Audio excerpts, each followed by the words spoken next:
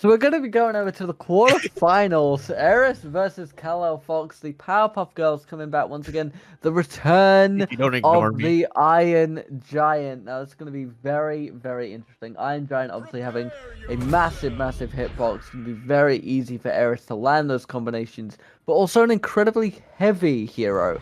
So knockouts are going to be a little more testing. See how they do as we go to Trophy's Edge for round 1. Yeah, I will say Aeris does like to commit to options quite aggressively. And that EMP that Iron Giant has is a really good tool to prevent those commitments. That being said, I know that Cal has been playing some Shaggy as well as of late, so I don't know if that is a I don't have faith in my character kind of move, or if that is a oh, it's early in the bracket, I should practice a character like Shaggy. Either way, Aeris did take first game stock, as it looks like Kal-El is SDing and giving up game 1. I'm not entirely sure if there's something else going on, but I'm sure we will hear it from our production as soon as we understand what is the... Oh, looks like we're going to the Shaggy switch. It could be interesting. We'll get a confirmation from production if that round is going to count or that was a misselect. But considering that the fight did go on, that might have been a sacrificial moment. Whether or not you think it was the right move to make, I don't know. But we're going to keep this train rolling as best we can. We're now going to be going Shaggy versus Powerpuff Girls. We'll try and get that information for you guys. I believe we are counting that in Aeris's book. So we're gonna see a little more sort of mid control, I expect, from the Shaggy here, playing around that edge very, very carefully. Kal-El now pushing on the Powerpuff Girls. Aeris kind of wanting that. Aeris is very good at manipulating positionings across the field. So we'll just see how Shaggy's able to respond. One of the things that Shaggy has above the Iron Giant is a smaller hitbox for sure, while also having that huge damage output. That being said, it is the Powerpuff Girls, and these girls notoriously eliminate stocks real quickly. And Aeris, we've already seen them do a really good job of capitalizing on situations just like that. It was a trade hit, so they did take a little bit of damage, but that spike eliminating the first stock, getting first blood of game 2. Really, really, interesting trade there. We'll see if Kal-El is able to make the most of it. Is going to try and go for the elimination here, but does miss the axe handle blow, the downward spike hit. And now Aeris getting into perfect position for a potential another elimination. Looks like Kal-El was able to make it out of it just about, but Aeris now setting up. The Powerpuff Girls went for that right corner elimination once again. Kal-El just able to stay alive, but is using a lot of his stamina here in order to stay alive. Aeris still has full control. Is at 126, so it's very much in kill range. But with the amount of damage taken, as we see a brutal supercharged hit from Shaggy, downward spike now from the Powerpuff Girls, able to stay alive with the use of the wings there. Aeris now, at a little bit of an advantage still, with the difference in heat, but Kal-El is doing a very, very good job in making up for lost time. I apologize as my cat pulls on my microphone cords. We do see a small... It almost feels like a comeback coming from Kalelfox.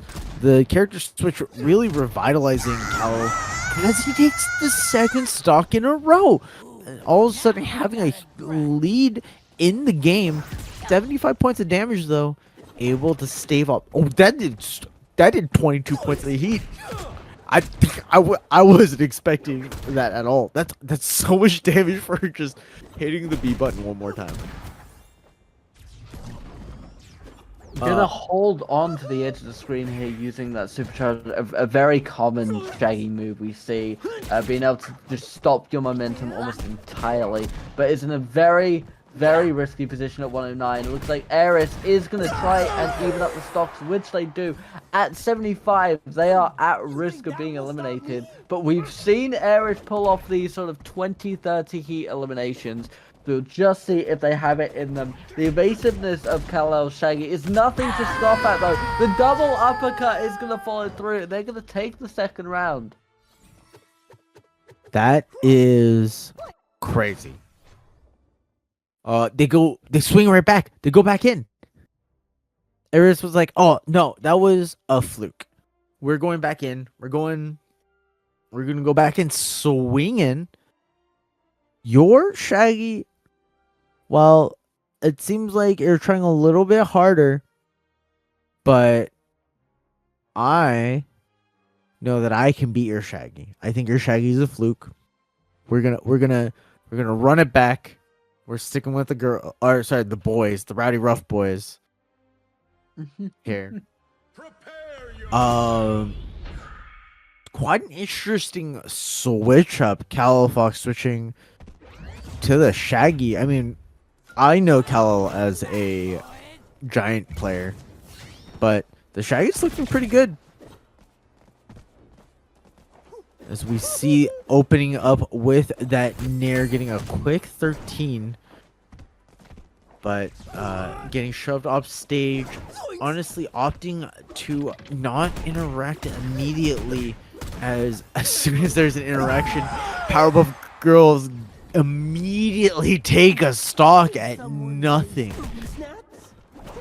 Was very much aware that Shaggy would try and dodge out of the final blow and pivoted for it, was able to get that extra little bit to secure the kill. It looks like Aeris is going for it again. They've been incredibly aggressive this round compared to last.